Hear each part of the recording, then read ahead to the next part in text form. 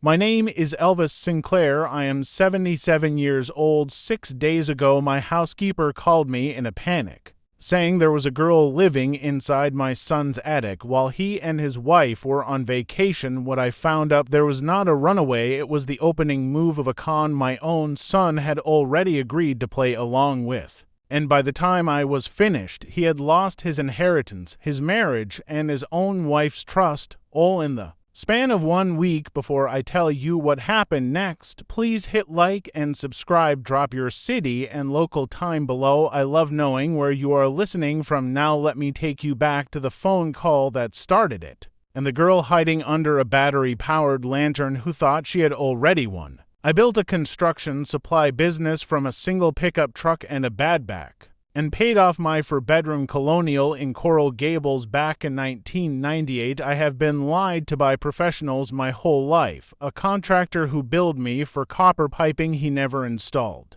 A business partner who embezzled $60,000 and cried at his own sentencing. I know exactly what a lie sounds like when it is dressed up carefully. My son Nelson is 40 years old, handsome in the way that makes people trust him too quickly, and has the moral backbone of warm tapioca. I own the house he lives in, a fact that would matter a great deal very soon. His wife Millie is a pediatric nurse with a kind soul, the only person in this entire story who did not deserve a single thing that happened to her. I gave Nelson and Millie a trip to the Bahamas for their anniversary, and while they were gone I sent my housekeeper's cousin, Rosa, to air out their house on a Tuesday in late October. Still 82 degrees the way Florida refuses to believe in autumn. Rosa called me with her voice pulled tight as wire. There is someone in the attic, she said, not the television, a girl, crying. I drove those 12 minutes, and 9 in the attic sat a young woman surrounded by candles, a sleeping bag, and a half-eaten bag of pretzels, the composure of someone caught red-handed, but already rehearsing her next lie. She told me her name was Jade,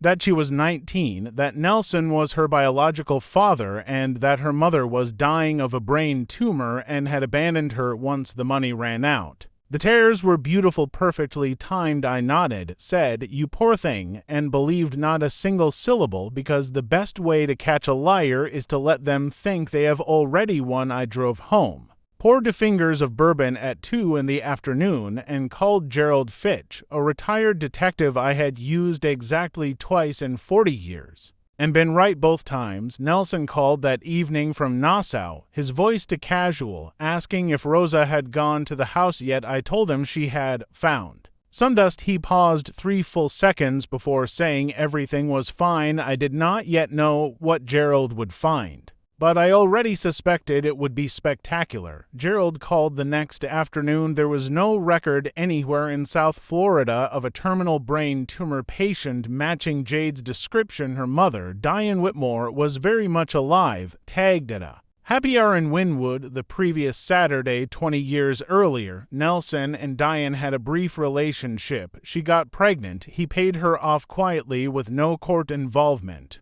and neither one had said a word since. In the past 3 months, Diane had withdrawn nearly $8,000 from her own savings, and 6 weeks later Jade appeared in my son's attic with a rehearsed cancer story. Diane had turned her own daughter into a con artist to shake down the man who once wrote her a check and walked away. Jade even had a prior petty theft arrest in Broward County. Nelson came to me 2 days later, jaw tight, eyes landing everywhere except my face, and asked for $62,000 for Jade's surgery, promising he would pay it back. I told him I would think about it, and inside my chest, 40 years of warmth toward my son quietly went out. That weekend, I called my attorney, Frank Dio, and told him to remove Nelson from my will entirely and begin the 30-day legal notice terminating his mortgage on the Pinehurst house. I also asked Frank to set up a trust for Millie, regardless of what happened with the marriage, because she was the only person in this mess who deserved protection. I confronted Jade at the house directly when I asked which hospital her mother was in, which doctor treated her, which room she stayed in. The performance cracked, and something cold looked back at me instead. Her mother's daughter in every way that mattered. You cannot prove anything, she said. I told her I am 77. I have been proving things since before your mother was born and gave her until the 1st of November. I wish this had gone differently. I wish my own son had been the kind of man who told me the truth the moment Jade appeared, instead of one who calculated exactly how much guilt he could still extract from me. But wishes do not undo 40 years of misplaced trust. The truth does. I invited Millie to dinner that Tuesday, showed her everything, and watched her go very still, the way a heron goes still, processing every word fully, all the way to its conclusion. Wednesday morning, I called the Dade County Economic Crimes Unit and spoke with Detective Anita Correa, laying out everything Gerald had documented. She told me plainly that if Nelson had made any payment based on Jade's fraudulent claim, that was wire fraud at minimum, and if Diane had directed the scheme, she was exposed as well. That night, just before midnight, I sat alone at my kitchen table reviewing Gerald's full report one final time before sending my signed statement to the detective in the morning. 12:03. I am 77 years old. I am, for the first time in 6 days, no longer the generous fool my son believed he was dealing with. Across town, Nelson was almost certainly still coaching Jade on how to handle me at Thursday's dinner. Confident that guilt alone would eventually open my checkbook, he had no idea the mortgage notice was already signed, the will already changed, and a detective already building a case with his own name in it. Thursday evening, Millie sat beside me as Nelson arrived for dinner. Still unaware anything had changed, I laid it all out for him, calmly, the same way I had laid it out for her.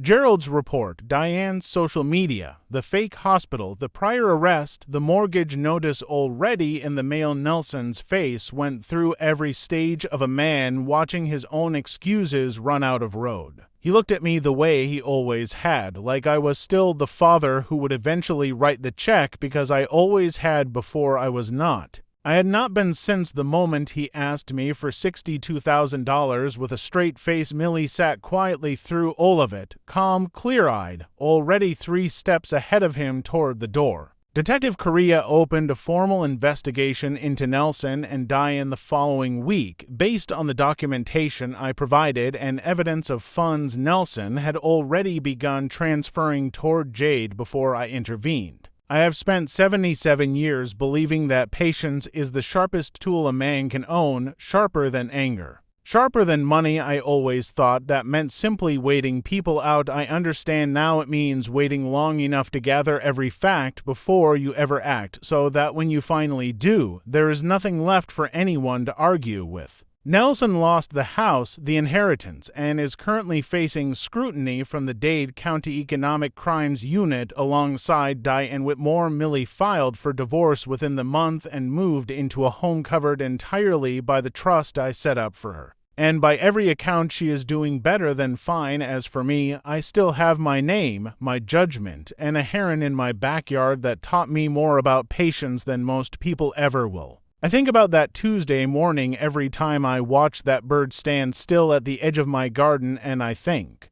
the fastest way to lose everything is to assume the quiet man across the table has already stopped paying attention. If you have ever discovered someone you trusted completely was capable of something this calculated, I want to hear your story. Tell me in the comments, and if this one moved you, subscribe to Dad's Revenge Tales. There's more where this came from.